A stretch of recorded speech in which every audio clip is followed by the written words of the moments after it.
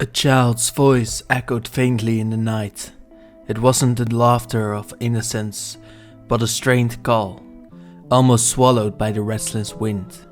It lingered unnaturally, as if carried by something unseen.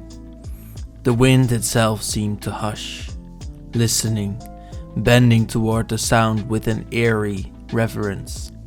It wasn't just a call, it was a warning, an invitation, and a lament all at once. In a plain blanketed by dull uniformity, it was the only sound that dared disrupt the stillness. Every building, every street, every room was identical, a monotonous repetition of beige, devoid of personality or warmth. It was perfection, some would say, though not Marina Vandrel. Marina stood at the cracked threshold of an ancient crumbling house, a grotesque anomaly in an otherwise pristine world. The house should not have existed.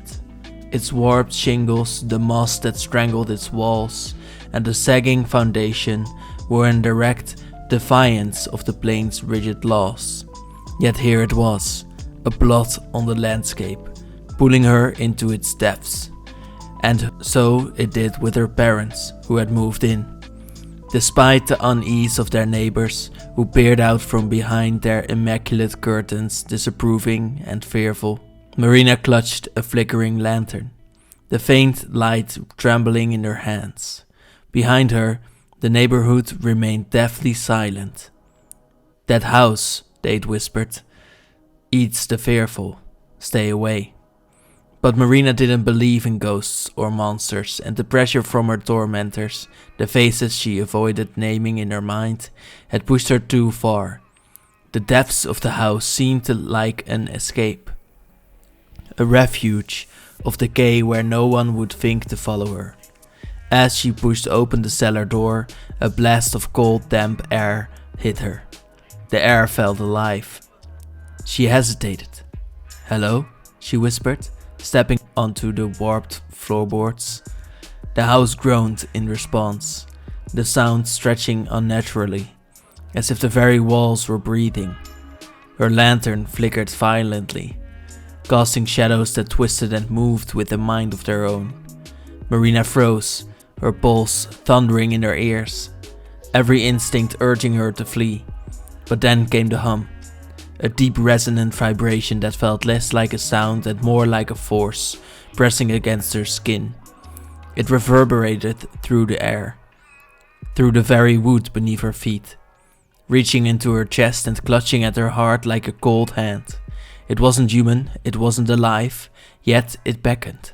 Her instinct screamed to flee, but she didn't. Something about the hum pulled her forward, like a lullaby for the lost. The house began to shift subtly around her, corridors elongating, staircases spiraling where none had existed. The being that had been calling her to her for so long would help her. It promised to take away her pain, her fear. It would become her friend. All she had to do was accept. Valgavoth's voice slithered through her thoughts, not as words but as an ancient pulse. Marina couldn't understand it, but she felt it. Its cadence was despair and its tone a promise of safety. Though the name Valgavoth meant nothing to her, his essence reached her soul. She stumbled through the twisting corridors of the house, the flickering light of her lantern revealing fleeting glimpses of its horrors. Eyes staring from walls, warped shadows writhing like worms, and the faint sounds of distant cries. Before Marina's world had even known its dull uniformity, the being now known as Valgavoth was already ensnared. His form formless, his identity nameless. He was a creature of whispers and shadows, an ancient warden of nightmares long forgotten. Bound by sigils etched into stone and wards carved into the roots of the earth, Valgavoth's existence was erased from memory.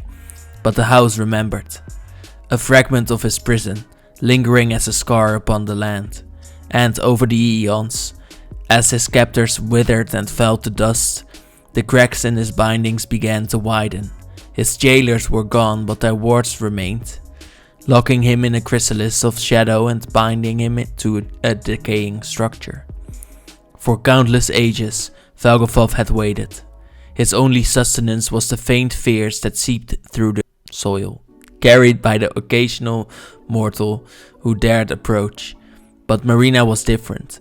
Her fear wasn't faint, it was raw, deep, a well of emotion that pulsed with rage and desperation. She was exactly what Valgavoth needed. His essence slithered through the house like smoke, infiltrating her thoughts, her dreams. "Let me protect you," he offered, his voice smooth and inviting, like a promise half forgotten. "I can make them fear you. You will never be afraid again." Marina's whispered yes was all it took. With her acceptance, the cocoon around Valgavoth cracked, and a shockwave rippled through the house. It shuddered, shifting and expanding. His liberation wasn't complete. He remained tethered to the house, unable to fully manifest, but his influence spread like a virus. The bullies who had tormented Marina vanished one by one, their homes absorbed into the expanding labyrinth of the house. The plain, beige world began to unravel, replaced by a realm of endless horror. The house was alive, a living extension of Valgavoth's chaotic mind, with each brick a whisper of despair. The true nature of the house revealed itself in cycles, phases known as harrowings and quiescences. During a harrowing, the house came alive with fury. Walls buckled and split, staircases twisted and contorted, and floors yawned open like the hungry maw of some unseen beast. From these openings, cellar spawn crawled forth, warped creatures of the house's flesh, their eyes glowing with the malevolent hunger of their creator. These ghastly beings with twisted limbs and mouths that dripped with hunger were only the first to emerge. Other horrors followed, the wailing spiders, their bodies long and spindly, crawling across the ceilings like living webs, their chorus of shrieks drowning out the screams of the trapped souls. Then came the hollowed ones, spectral figures whose faces were empty voids, drifting through the halls with a silent, predatory grace, searching for those unfortunate enough to wander too close to their shifting forms. Even worse were the lurking graspers, long tendril-like appendages that slithered from the walls themselves, wrapping around the legs of those who ventured too deep, pulling them into the unseen darkness of the house.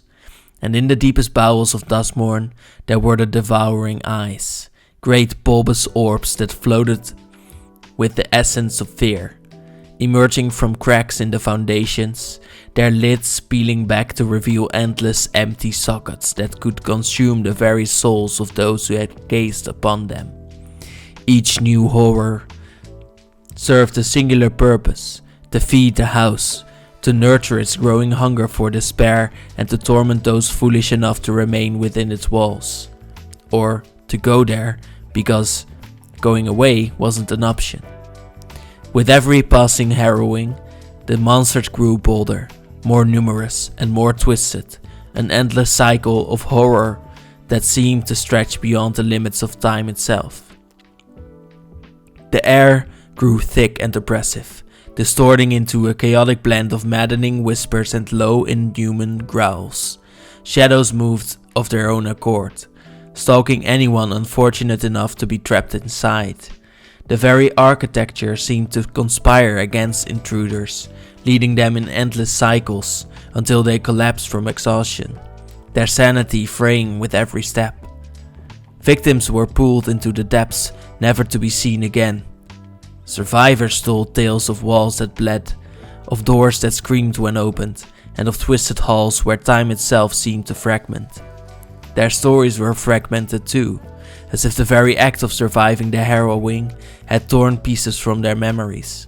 Some spoke of faces in the windows, distorted, tortured, trapped within the walls of Duskmorn, their expressions frozen in eternal agony. Others claimed to have seen shadows that moved on their own, stalking them through the halls even when they thought they were alone. The house grew with each harrowing, feeding on fear and despair, warping nearby structures into grotesque parodies of themselves. Homes once familiar became distorted nightmares, with crooked windows, misshapen roofs and doorways that no longer led where they once had. But the worst tales were of the survivors themselves, changed, hollowed out. They spoke in whispers, their voices lacking the vibrancy of those who had never seen the horrors of Duskmorn. Their eyes were wide and unfocused, haunted by the terrors they had witnessed, some claiming to still hear the house's whispers echoing in their minds long after their escape. A few had vanished completely after their return, leaving only traces of their passing. A broken object, a torn scrap of fabric, but no bodies. The very air around Duskmorn had grown thick with palpable sense of malevolence, and the survivors were not just witnesses to its horrors, but its unwilling witnesses to the slow, relentless corruption of their own souls. Some tried to rebuild, to lead normal lives, but many found themselves drawn back to the house, as if some invisible force compelled them to return to its depths, to face whatever unspeakable presence lurked inside. In the end, the survivors were left not just scarred by what they had seen, but by what they had become. After each frenzy, there came a quiescence. In these quiescences, the house would fall eerily silent. The air would grow still, the flickering shadows vanishing, and the whispers would cease. These moments were a deceptive calm, a period where survivors could catch their breath, search for lost companions or plot their escape. Yet the silence was heavy, like the moment before a predator pounces. During these lulls, Valgavoth would absorb the fear he had harvested, growing stronger with each cycle. His cocoon, hidden deep within the bowels of the house, would shift and change, the threads of shadow growing thicker, pulsing with a heartbeat that wasn't quite his own. The house would stabilize, though through each quiescence it saw a subtle transformation. New rooms would appear, walls would warp, and the layout would become even more convoluted, preparing for the next harrowing. As Valgavoth grew stronger, he began to project echoes, phantoms of those who had once lived in the house, reliving their final desperate moments. These echoes were not ghosts in the traditional sense, they were memories torn from the minds of the victims and replayed endlessly, like broken records in rooms that no longer existed. Marina often wandered through these echoes, watching scenes of joy, sorrow, and fear play out as if they were fragments of a shattered dream. Children playing in a garden that no longer existed, a family gathered around a fireplace, laughing, only to fall silent as the darkness consumed the room. A man frantically trying to carve runes of protection into the walls, only to vanish in a swirl of shadow. Each echo was a clue to the house's past, a fragment of the dark history that had given rise to Valgavoth's prison. Scholars and hunters who came seeking to end the house's curse believed that if they could piece together the story hidden in the echoes, they might break Valgavoth's bond forever. But every attempt ended in failure. The hunters, drawn deeper into the house's ever-shifting labyrinth, were lost to the shadows. As Valgavoth's power grew, the house evolved into distinct realms of terror, each dominated by one of the overlords, beings born from Duskmorn's darkest corners. These realms manifested the unique fears that Valgavoth craves. The wide corridors stretched endlessly, bathed in a pale, ghostly light. Even, always. These halls belonged to the overlord of the Mistmoors, a spectre with limbs that seemed to lengthen endlessly. Its presence heralded by the buzz of ethereal insects, the preyed upon the fear of relentless pursuit, driving its victims to exhaustion as they ran in circles with no hope of escape. The blue halls were a maze of twisting claustrophobic paths, ruled by the overlord of the floodblitz. Shelves of forbidden tomes lined the walls, whispering secrets that gnawed at the sanity of any who dared read them. The overlord's shadowy form moved like water, appearing and vanishing, stroking paranoia until every sound felt like the approach of doom. In the black chambers, the air was heavy with decay, echoing with the despair of broken promises and lost oaths. This was the domain of the overlord of the Bilmerk, a skeletal entity bound in chains of shadow. Here, time seemed to slow, and every footfall raised the spirits of those who had died within the house's grasp, drawing them back into its depths. The red rooms burned with a fiery industrial fury. The domain of the overlord of the boiler bilges. Molten steel flowed through rusted pipes, dripping into cracked floors as the walls pulsed, with a heat that seared flesh and sanity alike. The overlord, an amalgam of iron and flame, ruled here, seeking to consume all who trespassed. Finally, the green corridors twisted with unnatural foliage under the overlord of the Hauntwoods. The walls themselves seemed to breathe, shifting as thorny vines grew and retreated.